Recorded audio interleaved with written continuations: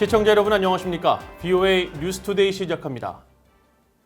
마이크 폼페이오 미국 국무장관이 미북 추가 정상회담은 북한이 비핵화에 실질적인 진전을 보일 가능성이 있어야 이루어질 것이라고 말했습니다. 폼페이오 장관은 북한이 자세를 바꾸고 대화에 임하기를 바란다고 촉구했습니다. 첫 소식 김영교 기자가 보도합니다. 마이크 폼페이오 국무장관은 미국 의회 전문 매체 더 힐이 진행한 인터뷰에서 올해 안에 미북 정상회담 가능성이 있느냐는 질문을 받았습니다. 폼페이오 장관은 추가 미북 정상회담은 북한이 비핵화에 실질적인 진전을 보일 것이라는 가능성이 있어야 열릴 것이라고 밝혔습니다. 특히 미국은 대통령 선거일이 가까이 다가오고 있고 북한 정권은 엇갈린 신호를 보내고 있다고 지적하면서 트럼프 대통령은 2년 전 싱가포르 정상회담에서 합의한 내용에 진전이 있다는 확신이 있어야 추가 정상회담을 원한다는 겁니다. The truth is, President Trump only wants to engage in a summit if we believe there's a sufficient likelihood that we can make real progress in achieving the outcomes that were set forth in Singapore now. 폼페이오 장관은 이어 미국은 북한 측과 상세한 논의를 하려고 노력하고 있다고 말하고 한반도의 비핵화와 궁극적인 충돌 해결, 한반도에서의 안정은 매우 중요하다고 강조했습니다. 그러나 북한은 현재 대화에 임할 의지가 없는 것으로 선택했다며 마음을 바꿔 대화에 나오길 바란다고 밝혔습니다. But you need to have a willing partner, and the North Koreans have chosen at this point in time not to engage in a way that can lead to a potential solution. We hope they'll change their mind. We look forward to engaging them in dialogue so that we can get to the right outcome. 폼페이오 장관은 이어 영내 파트너인 일본과 한국은 물론 중국 역시 북한 비핵화에 대한 기대를 하고 있다면서 완전하게 검증할 수 있는 방식의 비핵화를 강조했습니다. We need to do that. We need to do so in a way that is completely verifiable. We still continue that mission.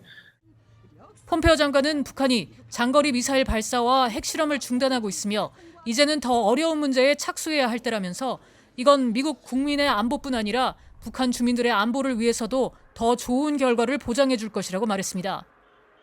한편 폼페이오 장관은 뉴욕 이코노믹 클럽과의 대담 행사에서는 오는 11월 대선 전 미북 정상회담 가능성에 대해 지금 7월이라면서 그렇지 않을 것으로 본다고 말하고 그러나 중요한 진전이 있을 경우 가능성을 배제하지 않는다고 말했습니다.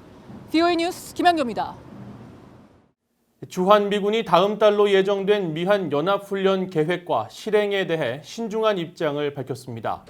피터슬리 주한미군 및 유엔 사령부 대변인은 8월로 예정된 미한 연합훈련의 형태와 전작권 검증평가 포함 여부 등을 묻는 VOA의 질문에 정책적인 목적과 외교적 해법의 공간을 보존하기 위해 주한미군은 훈련 계획이나 실행에 대해 공식적으로 언급하지 않는다고 밝혔습니다. 미한 양국은 2017년까지 매년 8월 한반도 유사시 작전 수행에 필요한 협조 관계와 업무 수행 절차 등을 평가하는 을지 프리덤 가디언 지휘소 연습을 실시해왔지만 남북 대화와 미북 대화가 이뤄진 2018년부터 주요 연합훈련들을 사실상 축소 중단했으며 지난 2월 예정이었던 훈련은 신종 코로나 바이러스 대유행으로 인해 연기됐습니다.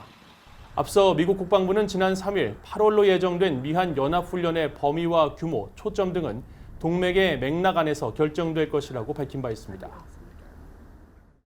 북한이 국제사회에 등록한 선박이 500여 척에 달하는 것으로 나타났지만 노후화된 선박 등을 제외하면 운용 가능한 선박이 절반에 불과한 것으로 추산됐습니다. 여기에 유엔과 미국의 제재 대상 선박은 100여 척에 달해 북한 선박들의 정상적인 운항은 매우 어려운 것으로 파악됐습니다. 함지하 기자가 취재했습니다. 전 세계를 운항하는 선박들이 빼곡하게 표시돼 있는 마린 트래픽의 지도입니다. 한국과 중국 등 선박 수백여 척이 드나드는 모습이 보이는 것과 달리 북한은 매우 한산한 모습입니다. 북한을 드나드는 선박이 의도적으로 위치 신호를 감춘 요인도 있지만 북한을 출발지와 도착지로 하는 선박 자체가 다른 나라보다 현격하게 적은 겁니다. 실제로 국제해사기구 IMO의 선박 등록 시스템을 확인한 결과 정식으로 북한 깃발을 단 선박은 모두 531척이었습니다. 그런데 이 중 1980년 이후 건조된 선박, 즉 운항기간이 40년이 지나 노후화되거나 폐기 처리됐을 것으로 추정된 선박을 제외하면 실제 북한이 운용 중인 선박은 약 270척입니다. 등록 선박만 8천에서 10,000척에 달하며 국제무역에 사용하는 한국 등 주변국에 비하면 너무나도 적은 수입니다. 북한 경제 전문가인 윌리엄 브라운 미 조지타운대 교수는 이들 270척 중에서도 실제 운항이 가능한 선박은 극히 일부일 것으로 추정했습니다. Socialist or planned economy, they never depreciate products like a ship.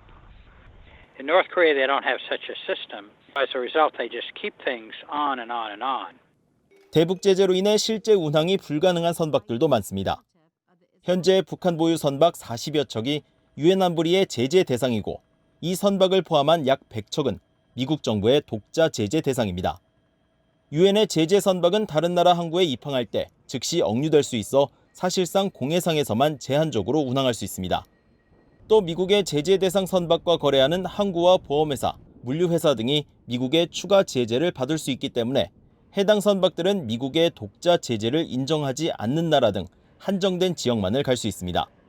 이런 이유로 최근 몇 년 사이 북한 선박이 공해상에서 다른 나라 선박과 환적을 하는 방식의 제재 회피 사례가 크게 늘고 있습니다. 또 최근에는 중국 등 제3국 선박이 직접 북한으로 제재 품목을 실어 나르고 있는 것으로 파악돼 유엔과 미국 정부가 어떤 대응에 나설지 주목됩니다. BOE 뉴스 함자입니다. 미국 우주군이 버지니아주 중대서양 지역 우주공항에서 4개의 군사 정찰 위성을 미노타우르4 로켓에 탑재해 발사했습니다.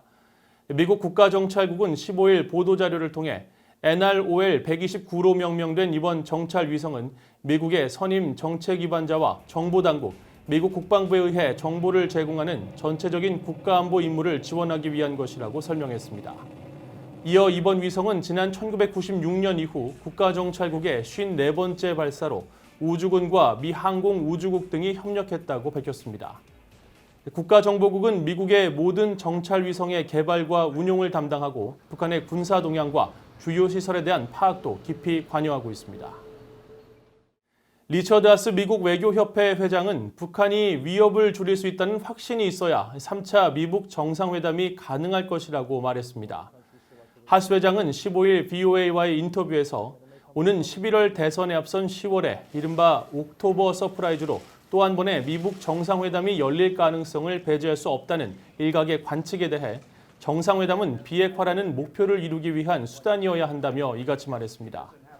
이어 다음 달 미한 연합훈련은 반드시 재개돼야 한다면서 연합훈련이 축소되거나 취소됐던 1차 미북 정상회담 이후 북한의 재래식 군사 위협은 줄어들지 않았고 미북 협상과 연합훈련이 연계돼서는 안 된다고 말했습니다.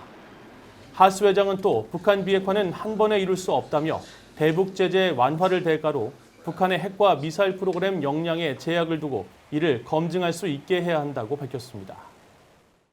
미국과 베트남이 적에서 동반자로 탈바꿈한 것은 다른 분쟁 국가들에게도 모범 사례가 될 것이라고 미국 주재 베트남 대사가 강조했습니다. 미국과 베트남 수교 25주년을 기념해 15일 워싱턴의 스팀슨 센터가 주최한 화상 간담회에 참석한 하킴 응옥 미국 주재 베트남 대사는 두 나라는 효과적인 협력을 통해 미래를 함께 구축하고 있고 전쟁의 유산도 성공적으로 극복했다며 이같이 밝혔습니다.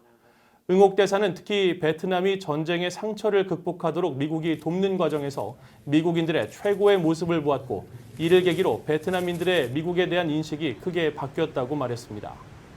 함께 참석한 데니얼 크리텐 브링크 베트남 주재 미국 대사는 현재 양국 관계는 기적이나 우연이 아니라 지도자들과 국민들의 용기, 선의의 결과라면서 안전하고 평화로운 인도태평양과 양국의 주권 존중, 정치체제 안정을 기반으로 양국의 동반자 관계를 더욱 강화하고자 한다고 밝혔습니다. 이상으로 VOA 뉴스투데이를 마칩니다. 시청해주신 여러분 고맙습니다.